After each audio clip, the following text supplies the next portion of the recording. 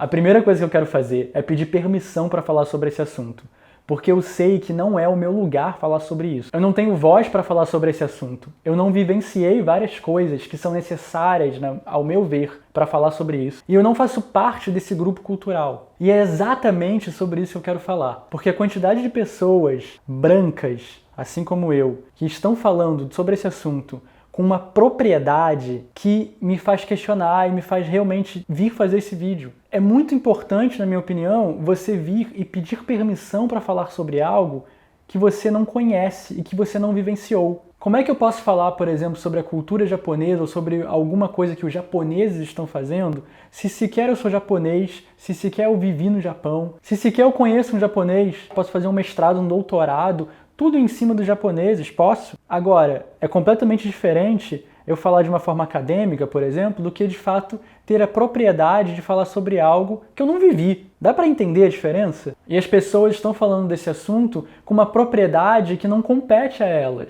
É um comportamento muito doido aí que a nossa sociedade está tendo recentemente, que todo mundo sabe falar de tudo e tem muita propriedade e defende de um jeito voraz, sabe? Como se estudou já aqui há muito tempo. Mas a conversa ela fica superficial no Facebook e talvez numa mesa de bar. Não passa disso. Ninguém estuda, ninguém sabe o que está falando direito, entendeu? Vai no seu Facebook e vê quantas pessoas de fato têm base para falar sobre esse assunto.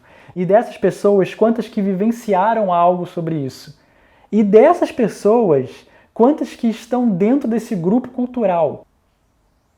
Eu te garanto que muitas poucas. Todo mundo agora acha que sabe de tudo, mas na verdade as pessoas sabem pouco de muito. As pessoas pegam uma manchete, leem a manchete e acham que já sabem a matéria.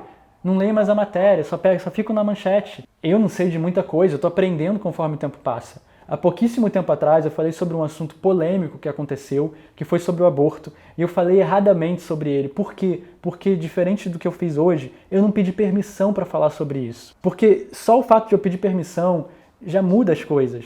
Eu estou pedindo permissão e eu estou mostrando que a minha opinião é uma opinião superficial. Por quê? Eu não sou desse grupo cultural, eu não faço parte desse nicho de pessoas. Como é que eu vou falar sobre aborto sendo homem? É uma opinião superficial. Isso faz muita diferença. É totalmente diferente de eu falar de uma forma, com uma voracidade, com um lugar egóico, aonde como se o que eu falasse fosse a verdade. Não, não é verdade. É uma opinião que eu estou expressando e uma opinião de fora, sem vivenciar nada disso, porque eu não tenho como falar de aborto de uma forma concreta e com propriedade se eu sou homem.